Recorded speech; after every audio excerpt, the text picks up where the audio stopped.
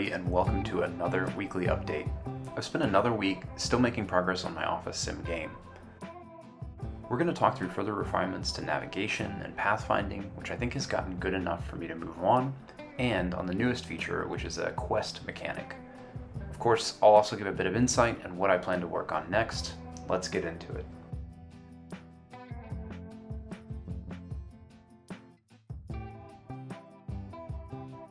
So for those of you who haven't been watching religiously, over the last week or two I've been working on getting the employees of your company walking around on their own. Like most things, it started fairly rough, but I think I've gotten it working well enough. All of the static objects in the game, widgets, tables, packages, and coffee vending machines, are now recognized as obstacles in the pathfinding behavior of the employees as they try to determine their routes around the map. I've introduced this kind of generic software pattern in the game where any object in the world can emit these events to add or remove obstacles in real time. The navigation region listens to these events, maintains a list of polygons representing the obstacles, and rebakes the navigation mesh as it's needed. This approach really helps with a world like mine, which is somewhere in between a clear-cut static map and a world full of dynamically moving objects. In the former, you could probably just prepare a permanent navigation mesh in your level design, and in the latter, you could probably almost entirely rely on agent avoidance. My game is kind of an awkward in-between, where the environment is regularly changing as objects are placed on the map and as actors stand around, potentially in the way.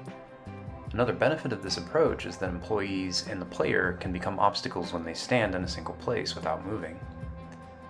On the note of pathfinding, I also fixed this bug or a bit of quirky behavior where employees would still be animated as walking, even after completing navigation to the shipping and receiving area while carrying a package. The navigation still isn't perfect, but I didn't want to spend the whole week working on it. I went ahead and shipped what I had so far on Wednesday and decided to move on. I've spotted some issues where employees can get stuck on the edges of the shipping and receiving area, or just stubbornly want to build widgets in a currently occupied space. I'm just documenting these in a list for myself for the time being and moving on to some other areas. The next core mechanic that I wanted to prove out was a sort of quest system or a progression mechanic. The player up until now could build and sell widgets and hire employees, but was without any sort of overarching goal. I want to give the player some objectives with rewards to progress through the game. So I put together a minimum viable product of a quest mechanic during the back half of this week. This introduces a new little module in the top right that shows a preview of the current quest and its progress. It has a quest icon, a title, a progress bar, and a toggle icon. I give this quest component a little wiggle every 10 seconds if it's collapsed and the progress is at 0%, just like as a gentle nudge to focus the player on that goal. Expanding the component shows more detail on the quest in progress, such as steps to be completed and the reward for doing so. I've added a single quest to start, which is building and shipping your first widget.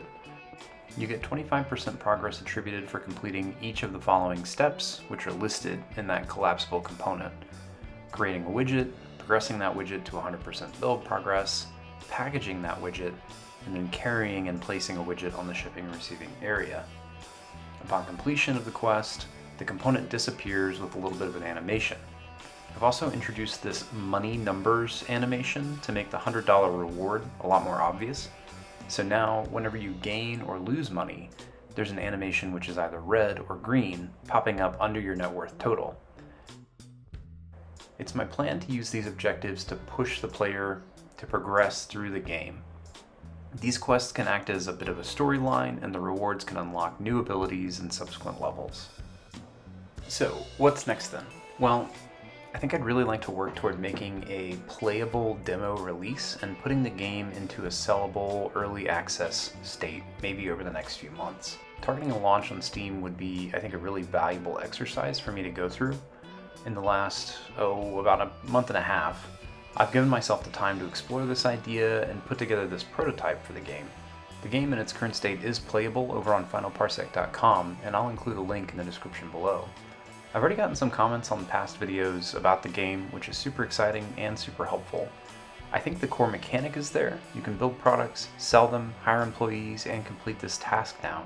It feels fun, which is the most important thing, so I want to keep iterating on it. If that's something you're interested in seeing, make sure you're subscribed to the channel. I publish weekly videos about what I'm getting up to. And as always, thank you for watching. If you like the content, like the video, that helps me out.